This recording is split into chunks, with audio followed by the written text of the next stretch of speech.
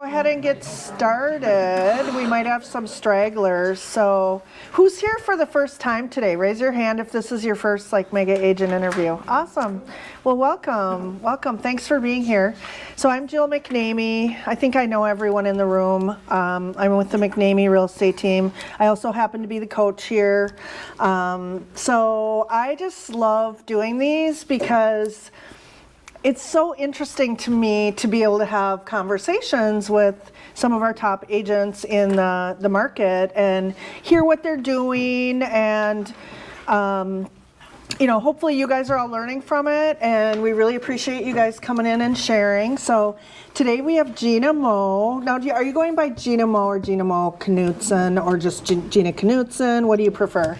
So my legal name is Gina Knutson, but I still use Moe in my real estate just because I was a Moe longer than I was a Knutson. Now it's flipping. I've been a Knutson longer than a Moe in real estate, so it just all goes. People Gina Moe, know Gina you as Knutson, yep. all of Gina the Moe above. Knutson, yep. Okay. And your family, so that's kind of my first question, how'd you get into real estate? But I know your family's been in real estate for a long time, so tell us a little bit about that.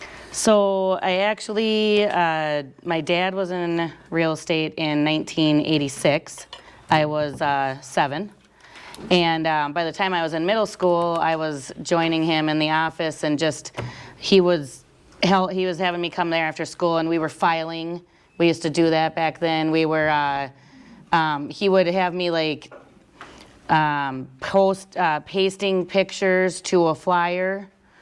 As I got a little bit older, I was typing those flyers and then we would copy them, and then we would take pictures to them. When I was 16, I got to be the one that drove to Farm and Home to pick up the pictures for 1 hour. Then we pasted them to the flyers. So really just being in my dad's office all those years. And now, was that a home office, or did he Nope. actually have an office? He actually had an office. He was a RE/MAX. He was, him and Dave Brock and Mike Germain are the very first ones that brought RE/MAX to Western Wisconsin. So Nice. it wasn't around here at that time. I think that was 91. I think that they brought RE/MAX to town. So we had some old names: Donna Satterlin, Lois Heinrichs, Sue Wells, Jane Johnson Smith, David Birch, some old names that I haven't. don't even recognize some of Yeah, those it's been names. Jerry Harview. Huh. So they were people that, and I would just be in the office and just help all of them, whatever they needed that day. So you kind of worked for your dad, but you worked for all the agents in the office, really? Kind of, yeah. They just all kept me busy. I don't know. And there was a pool of money that I got to buy a car when I was 16, so. Oh, nice. And then they all used you as Yes. their runner, right? Yes. Here, Yes. let's give her a car, then we have a Yes. runner. Yes. Okay. That's awesome. Yes, How it fun. was. Well, so when then did you decide to actually get a license and sort of join the family business? So Dad had left RE/MAX and went and joined Sue Wells at Town and Country Realty, and I was just working the front desk. And Patty Davis was also the front desk, and that particular day she was going to WITC to start her real estate licensing, and they kind of said, "Why don't you go too?" I said, "I don't know. I'm not going to do real estate for the rest of my life. No, thank you." So, but I did. I went and got my license. I went and started my schooling that day. So I got my license. I was 18 years old. And it was tough. Several of you know, but I have a very old child for my age. So he was already a year and a half when I was going for my license when I was 18. So I would come home and study real estate after he went to bed, and work in my full-time job. And so it just kind of happened, and from there. So you kind of got your license, not really thinking you were gonna sell, or was it more? Absolutely no intentions of selling. Okay. None whatsoever. It was I will just help in the office where they need me. And then have a license while you're doing it, so you can do more? Yes. Okay. Oh, interesting. So at what point did you decide, or did they decide for you? Yeah. So when I was 23 years old, I had two brothers in an extremely bad car accident. And neither one of them are expected to live. One of them is Jeremy, that a lot of you know, and my other brother John did not live. So I quit real estate for 6 whole months. I worked at Anderson Windows, and I was like, tomorrow is not given, so I don't want to do real estate. At the time, I was doing full admin. And I just said, this isn't what I want to do. I don't like this. I didn't like being responsible for everybody on the team and missing a well water and septic inspection. Like, I was anxious about it. And so I went to work at Anderson Windows for 6 months and realized I really liked real estate. And and I came back, but I did not come back admin.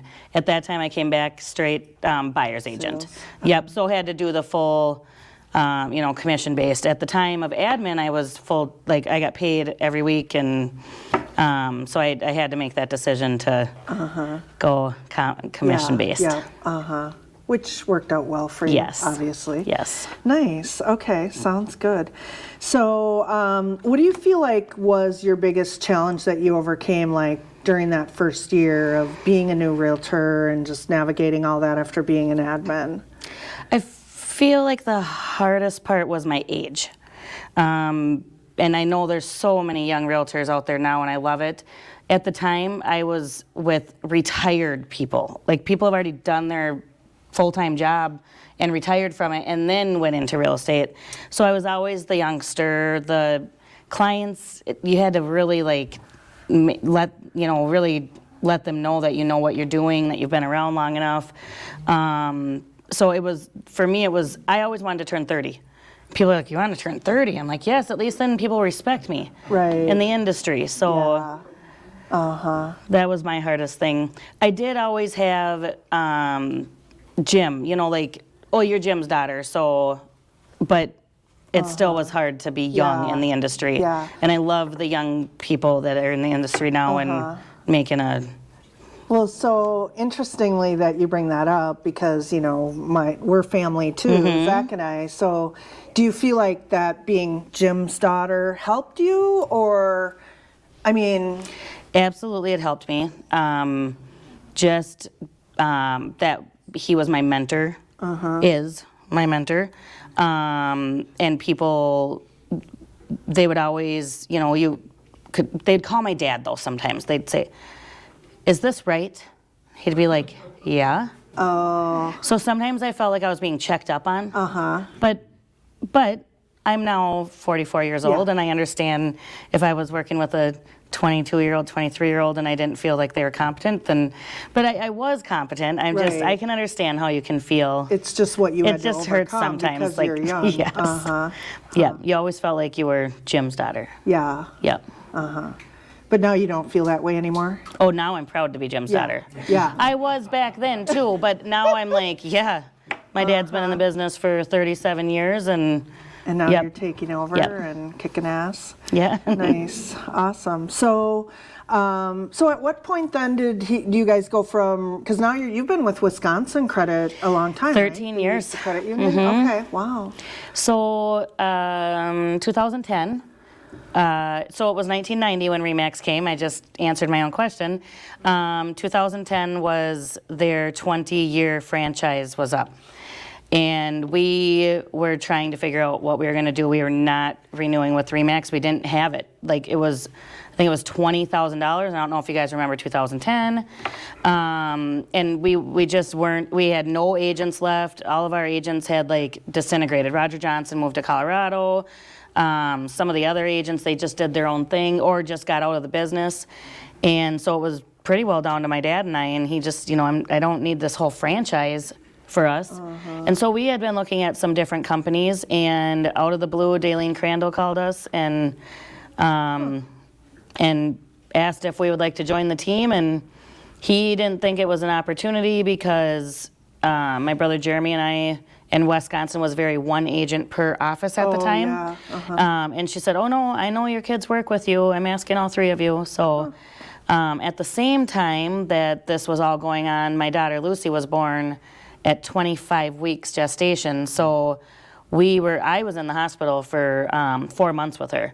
And so we made the move from Remax to Wisconsin with my daughter in the NICU. Yep. So it was, it was a big move. But big Wisconsin's emotional been. Time oh for yes, you. Yeah. yes. And again, we're family. So I'm, dealing with Lucy, so is my brother and my dad. Right. Because she was sick and Yeah. So. Oh, geez. Wow, that's interesting. So do you guys, so let's talk about like lead gen, and all agents lead gen differently, and some say they don't do it, but really they do. Like, what does your lead generation look like? It was a very hard question for me to answer. I don't have much on my sheet right here. Because Dad is a local person, I do feel like our lead gen is being out in the community. I don't have a lot of we pay Zillow or we pay Realtor.com. By all means, we keep up on our database. We do some community events. We do emails and Facebook and stuff like that. But really, most of our clientele is from past personal referrals. Relationships or referrals from business. Okay. Yep. So if I'm in your database, then how many times am I hearing from you a year or a month, would you say? Probably about once a month. So we do a newsletter that we send out on email directly to the database. We do probably 4 mailings a year. Once in a while, it's Groundhog Day. Just it's not any reason. It's not Christmas. It's not anything. It's just trying to get in front of them and stay in front of them. But we don't really have a really good set 4 times a mailing. We just try to think about something and figure out a reason to mail. Right. If we do a client event, it's always mail and email. Just to get out. That's just a touch. Too, or no? We don't have a call down the list, but certainly everybody we're talking to during that time that we're having a client event or something, we're saying, oh, and hey, did you see that? Right. But not necessarily making the call. Right. You don't get out your list and call each person. No. Okay. It would be good, but we don't. I'm not saying don't. I'm just saying. Yes. Oh, that's funny. Okay, so that brings me to my next question then. Are you guys tracking? Do you guys track any of your lead gen? Or? We do. We track probably 5 to 8 categories. It would be if it was a website lead. If somebody literally just said, I found you on the internet.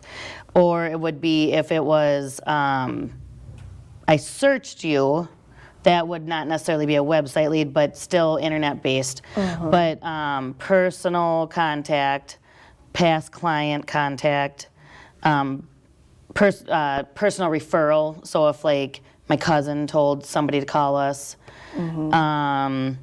And then we do have people that just walk in the credit union to work with the credit union realtors. Right. So we track that too. Okay. So do you feel what are your top 3 sources of business, do you think, if you had to choose? Personal referral, which would just be if somebody knew me. Past client, because I've worked with them, or past client referral. So I would say those are our top 3 that we get. Really referral network. Okay. So other than doing a good job, I'm just thinking for the agents in the room, what else do you do, or do you think a person could do to get more referrals? So, because obviously if that's your top source, you're doing good at that. I would say my I don't want to say top referral source, but is being out in the community. I try to be at as many events as I can be, volunteering, not advertising, volunteering. I am on some nonprofit boards. and nonprofit, just helping. Don't have to be on the board to be part of Habitat or to be part of something. I feel like people say all the time, you're everywhere. And that's how I feel that it's good for people to see you out. And So do you that's where focus mostly on New Richmond? I do. Or? Okay. If I could work 100% in New Richmond, I would. Okay. And most of my business is in New Richmond. Yep. My accountant said I should be driving more, Yeah. which is awesome. Which is awesome. Who doesn't want to work right where you But are? there's something to be said for being hyper local, right? Because everyone knows you. Mm-hmm. You are everywhere. But you also take listings in Hudson. Oh, Do you yes. guys work in Minnesota too, Nope. or no? Okay. Nope. Okay. Well, I'd love to partner with you and work your In Minnesota? referrals, so we can connect. It's funny we don't have a ton. It seems like Dad and I were both licensed for 4 years, and I did one transaction, and it was so much work because I didn't know what I was doing. Well, I was gonna say, It if was- you don't do a lot, ooh. it can be scary Yeah. because you don't know the contracts as well. Yep, I had a wonderful agent on the other end. I think his name was Steve Brown, but it was in like Edina or something, because it was somebody from home that I was selling their house and they were friends. We just want you. I said, well, I don't even know where Edina is. And they said, well, we can drive you there. We can. They must have really loved you. Yeah. Wow. And that was the only one I ever did. I didn't want to do That's any more after that. crazy. Well, plus not only that, then you have the expense of it. Yeah. And, you know, all that too. So, I always said if you don't know where the school is, I don't think you should work there. I don't know. That's just kind of my thing. yeah. Is I feel like you should know the community that you're gonna sell houses in. Yeah. Yeah. Interesting. Okay. Okay, so you talk a lot about referrals. Mm-hmm. So if I give you a referral, do you have any kind of system for that, like for thanking people or anything like that? Again, I don't have a good answer. Oh, okay. No, I mean, I try to go out of my way to make sure that they know I appreciate the referral. But I don't have like a list that says these are the 5 things I need to do now because that person gave me a referral. So, you know, I call them right away when it says, you know, Marilee sent me to you. She said you're really good. And wonderful, thank you. I'd call her. After the closing, I'd send a thank you card. And then of course they're on my database, but they already were.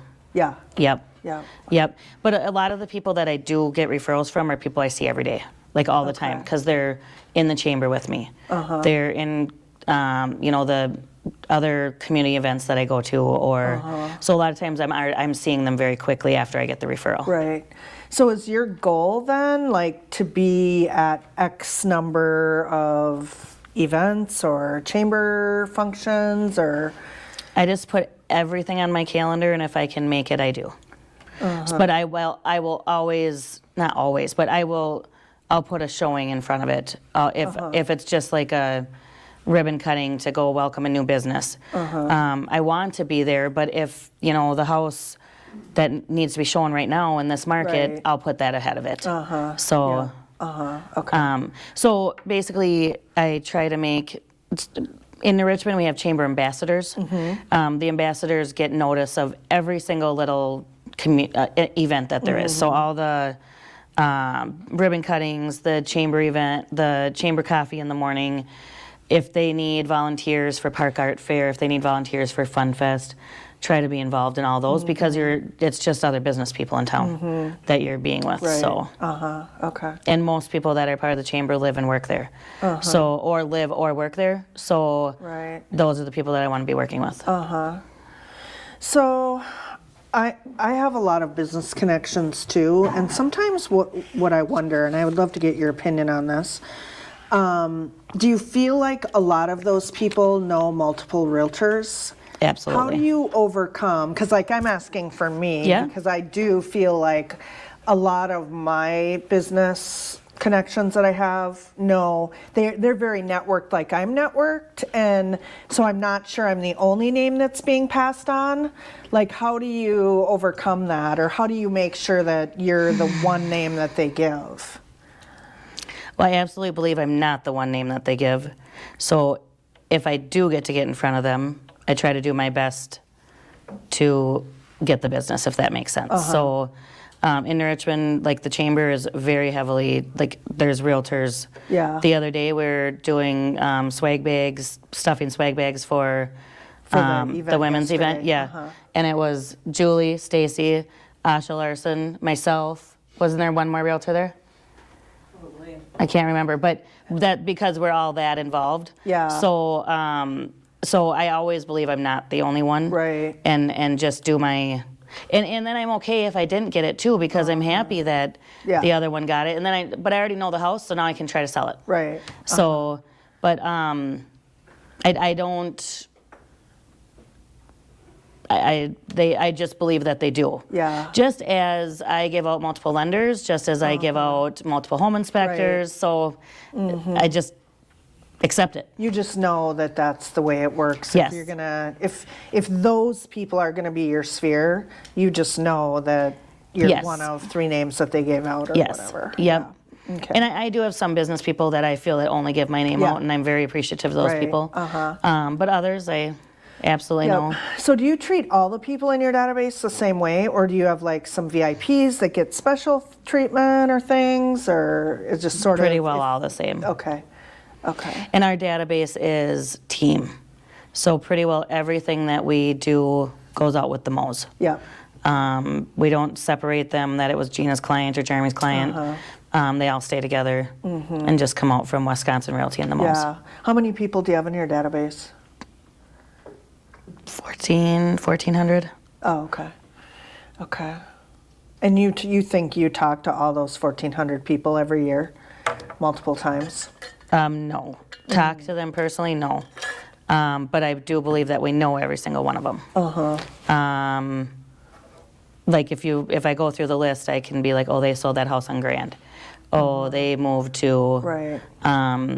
But specifically talking to them, not all. Absolutely I know not. At some point, it's like, yeah. And we try to go through the list, like, now you know that they sold that house and we weren't part of it, then maybe clean it up. Yeah. Yep. Yeah. I don't need to send to people in 1997 when I first got in that don't even know me anymore. Yeah.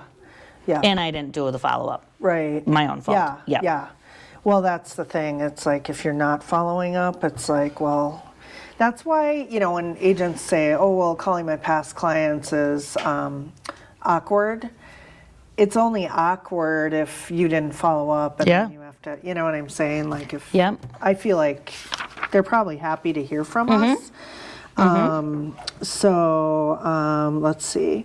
So what do you feel like if you had advice for maybe a newer agent or an agent that's working on their own, that's not on a team, what could they be doing, especially in this market of the moment, to increase their business? So what I wrote down for that question, what advice do you have for new agents, is I actually said start an admin if you can. I really feel like you learn so much about the business if you are, if you're on a team and they're piling contracts on you, you're seeing a lot of contracts and you're learning a lot. And you have to be involved in every transaction basically, because you need to know that the appraisal was done, that the well water and septic was done, all that. So that was my initial answer. But now the question that you asked, they're already in business and not in admin. Be involved. Be involved. I used to always have my name tag on when I got to hockey. And people, oh, you still have your name tag on. I know, I can't take it off until I get to until I get home, because otherwise I'll lose it. So it's got to stay on.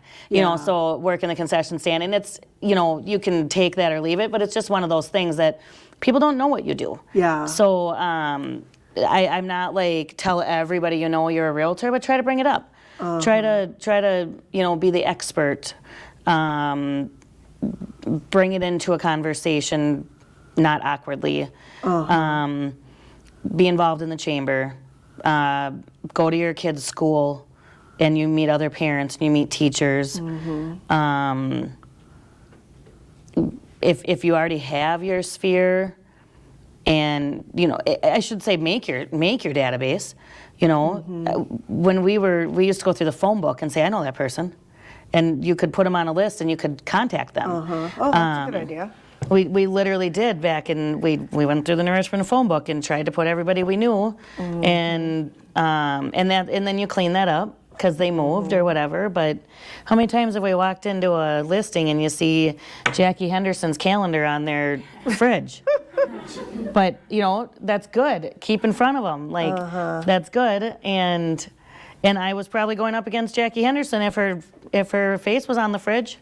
So Yeah. it's good to stay and. But for me, in 2010 when I got to Wisconsin Realty, Marie Greenmore is the branch. She wasn't at the time, but she's like the branch manager, the vice president of our branch, and she's very involved in chamber. And she was like, okay, hey, I signed us up for this, and she'd bring me, I signed us up for this. I don't think I would have got as involved in chamber if I hadn't had a mentor like that. So cling on to somebody. Yeah. Another business person is fine. Somebody, I was in a unique situation to be inside a credit union as a realtor in a Keller Williams office. You guys are all agents and been there and done that too. It was always intimidating for me to think to cling on to a high up agent. I'm like, do they really want to even do they want me around? But another business person, especially at like a chamber event or what other community events that there are around, nobody cares. They're happy to have you with them and hanging out. And well, that is a good idea. If you're more of an introvert and you're nervous about going to networking groups or whatever, having a buddy, accountability buddy, maybe would make people feel more comfortable to go to that. So, so since we're on that topic of the credit union, like how much do you think your business changed when you joined the credit union? So, the credit union didn't change my business necessarily. Besides that, having people like Marie. So at the time, the credit union, the realty was a very new, I think it was 5 years old. People literally thought we sold Wisconsin foreclosures. I had no idea. Like, I didn't know that's what people thought about Wisconsin Realty. So if we put a sign up in town, they thought it was a Wisconsin foreclosure. Where it came from, I don't know. So they thought we gave up our entire real estate business to go sell Wisconsin properties. Wow. And I don't want to say they, but we had that multiple times. So it was like, oh, no. We're still just full-time realtors. Daleen was amazing mentor. Daleen was actually my teacher for my real estate licensing class. Oh, really? Yeah, so when years later she asked us to come over and stuff, it was really cool. There's definitely leads that come into Wisconsin, and Wisconsin members drink the Kool-Aid. They really want to be, well, how come you called me? Well, because you work at Wisconsin. Like, it's just... So they want a full experience with all of they what love Wisconsin has to so offer. much that they expect that every branch of Wisconsin will have, and we try to, of course. So sometimes you just got people like that were just, and other times they were already coming to you and then they're like, and you work at Wisconsin. How wonderful. Right. So now Wisconsin, like, we're pretty well known around the area, and the whole package is really great. Because Wisconsin is just it's a really great credit union all over. They've developed a good name for themselves. Yep. So that helps. It helps a lot. Yeah. Yep. Yeah. Yep. Yeah. But we still like to think people would use you no matter where you are. Do you know what I'm saying? I mean, I know, like, Wisconsin is great. People like that. But I truly believe the relationship with the agent trumps where you are. Yes. I personally kind of feel like that. If they want to work with you, they don't even know what company you're at. Wisconsin, they would probably follow you to your next place because of that relationship with you. Yes. Well, I was talking to the coaching students about this, and there's a local insurance person in Hudson that was I've known her for 10 years, probably at least 10 years, and she was a very good like referral partner for us.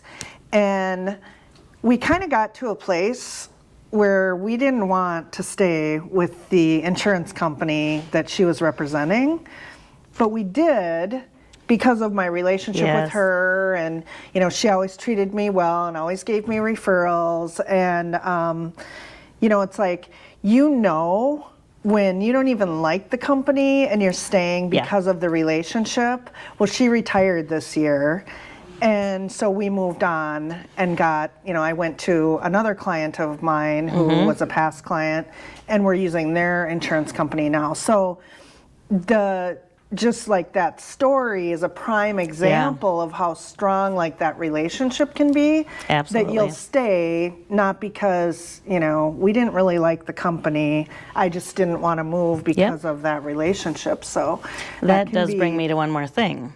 So you're a team, you're a family. A lot of us work on teams. Don't everybody go to the same insurance company.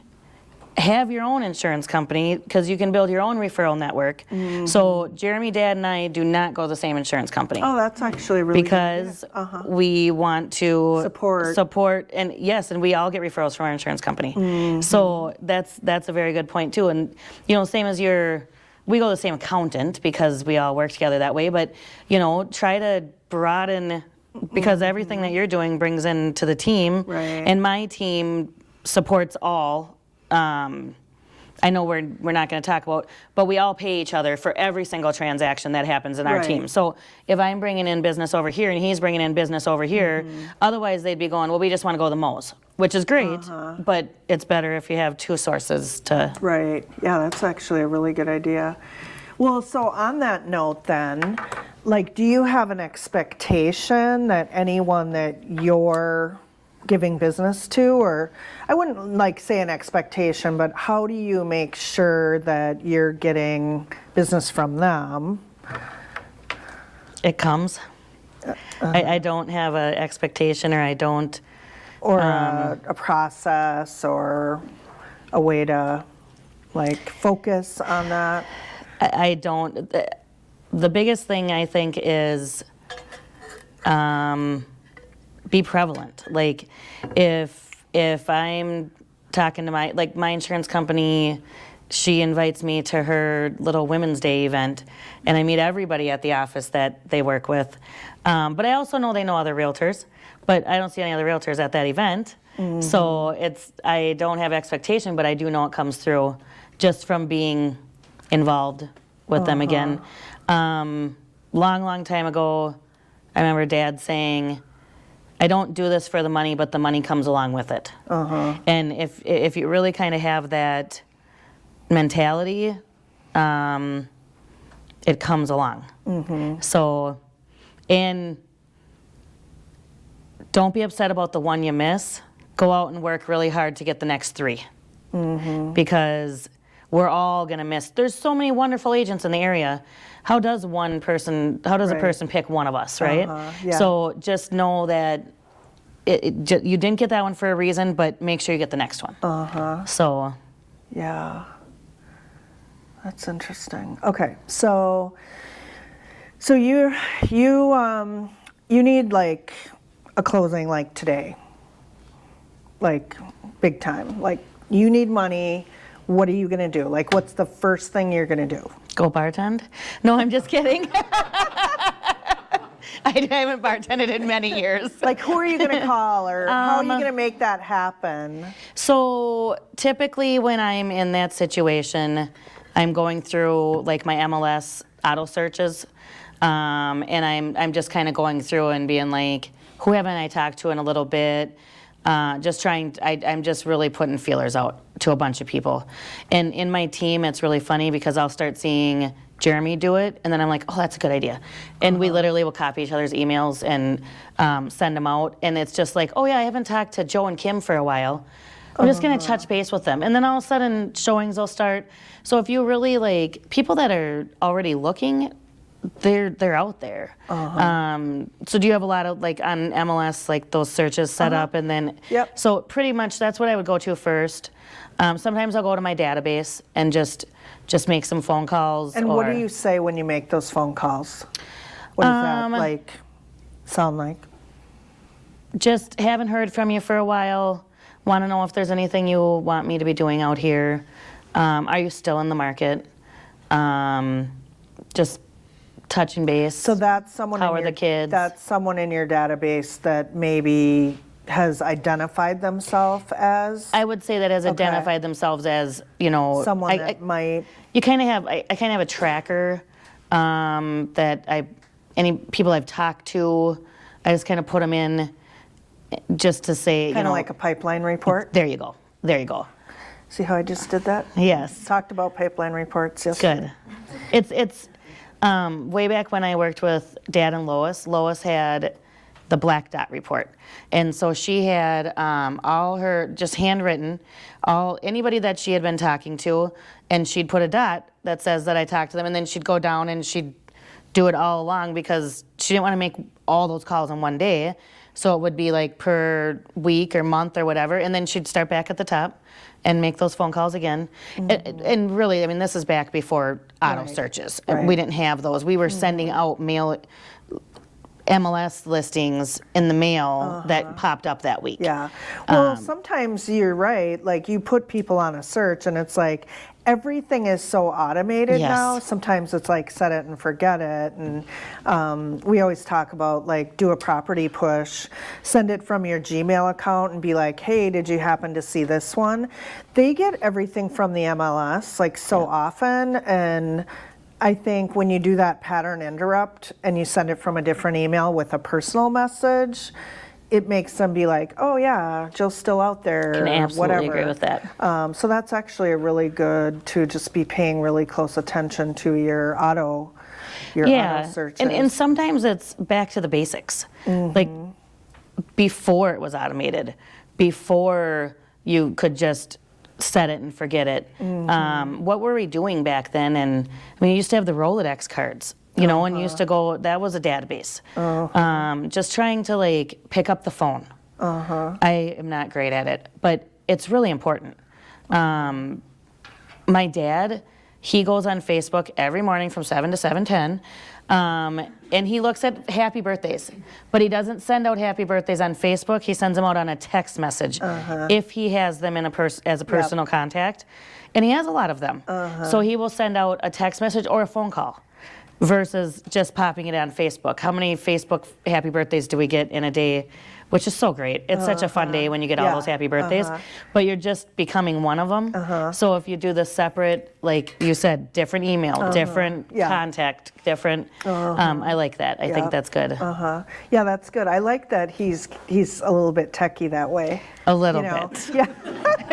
Did that take any encouragement from you and Jeremy to get So him? the fun thing is that he brings us back to the roots, and we try to like bring him up. Yeah. And he's like, I don't need to do it that way. It's just fine the way I'm doing it. But you can teach him something, and he's like, wow, that's really nice. Or do it for him. Yeah. But what he does for us is, reminds us, pick up the phone. Yeah. You're not getting the response that you want, or you're not getting the response that you're expecting. Like somebody's not returning your call or not returning your email or whatever. Pick up the phone. It's okay, and they're not going to be burdened by you. And people like to talk to each other. Sometimes it takes too long. I get that. Make sure you have time to make the call, but and communicate with people the way they want to be communicated with. Don't ever try to communicate with Grandpa and Grandma on text message if they don't text message. Yeah. They'll even tell you they text message, but you can tell real quickly they don't. So just call them next time. Yeah. Yep. That's good. That is a good tip for sure. I try to ask pretty early on, how do you like to communicate? I don't even write an email down on the file if they just are like, oh, I have email, but I don't use it. I don't even want Jason sending, because Jason's our admin. I don't want Jason sending something to him on email, so I don't even put it in there. I might have it, but I don't even, it's not a communication. Because you don't want him actually using that, thinking that they're getting it. And feeling like I told her I could email, but now I'm not sure. So, do you like paper copies or email copies? Do you want those paper copies mailed to you, or would you like me to bring them to you? Do you want to come pick them up? There's certain people that still want those paper copies. So even though our automated system is to just send the listing, here's your copies, make sure that's the way they want them. Yeah, you're really paying close attention to all of your customers' needs. Yeah. So what does your team structure look like then? Is it just the three of you and then the one admin? Yes. Okay. Yep. So Jeremy and I Dad doesn't deal with many buyers anymore. Doesn't want to. Yep. So most buyers that come in or that call on a listing or something, and they go to Jeremy and I. Jeremy and I split everything week by week. So literally on our Outlook calendar, it's Jeremy's week, Gina's week. Oh. So if a call comes in and it's on one of our listings, if it's our own listings, it directly goes to us. Oh, okay. But if it's a gym listing and he would send it, but he doesn't have to go, who should I send it to? Right. Did I send too many to one or the other? We just have our weeks. Yeah. And if like a website lead comes in, it comes to the Mo's, but we know whose it is. We just go straight and we just deal with it because we know it's our week. Jason is licensed, and he can sell, but he doesn't sell much. He has a few personal contacts that he sells to once in a while, or people that he's made a relationship with, but otherwise he stays pretty busy with the admin part. So. Okay. Oh, nice. Any other family members going to be getting into the business with you, do you think? Not if it's my choice. There's enough moles in one room. Yeah. So Yeah. so getting to that, I mean, how do you guys deal and navigate with the whole family working together? We do pretty well. We do pretty well. We've always been a real close family. There's definitely bickering, and Jason's the baby, so sometimes he feels that. Oh, is Jason a family too? Yes, he's my brother too. Oh my gosh, Oh, I yes. did not know that. Oh, yes. Oh my God, yeah, Yes, you do have so- a lot of moles in one room then. Oh, funny. COVID sent us all home. The Wisconsin needed to stay open Yep. for their members, and so I got really good at working from home, and I don't hardly go to the office much anymore. We have Tuesday morning meetings, my team meetings on Tuesday mornings. I'm always there for that. If the office has a meeting that they want everybody at, I'm there for that. I certainly meet people at the office if I need to, but I don't sit there anymore. In turn of that, though, anybody that walks in the front door, it would go to the person that's sitting there. So Dad and Jeremy get first more of dibs those. on, Yep. the walk-in Yep. business. But it's still okay because it's hard to sit in the room with your family every day. It just is. That's fine. My mom will say to my dad, "Did you guys talk about the weekend?" And he's like, "No. What's going on this weekend?" And she'll ask, "Did you guys figure this out or figure that out?" And no, because we work when we're Yeah. together. Obviously, we talk about it's my dad's grandkids and stuff and whatever, but Yeah. we work there. And then home and family is separate. Of course, when we're all together at a family barbecue or something, we're still working, but Yeah, we do a lot of that every so often. Yep. We talk about work. Yep. But, yeah. How can you not? I mean, know, that's the hard part, Yep. is separating it, Yep. when you're in real estate. Yeah, so. Okay, so what are you really good at that we can all learn from you? I think one of the really important things that I wrote down on my list is networking with other agents. When you get an offer across your desk and it's an agent you know they're going to do their job. You know they're going to be in communication with their lender. You know that the buyer's going to turn in the earnest money and the inspection's going to get ordered on time. And if you can have that relationship with so many agents, then every time you send an offer over their desk, you already have that. You don't have to start fresh. You don't have to, try to sell yourself to that agent to say, hey, I get my stuff done. So the networking with other agents, anytime you can be at a WWRA meeting, broker tours,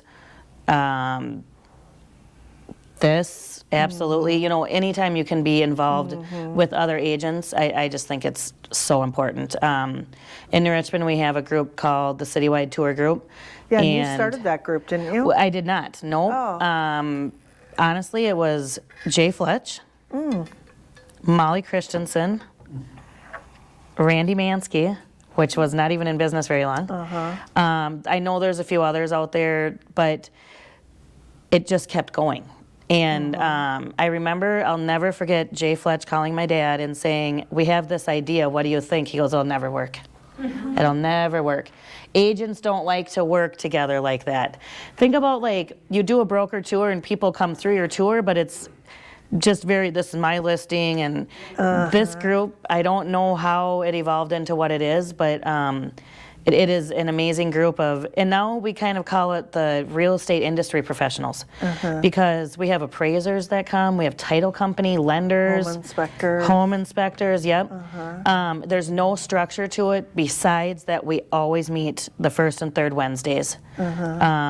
Anybody is welcome. It's not exclusive, but it seems like mostly the same agents come all the time. How many people usually come?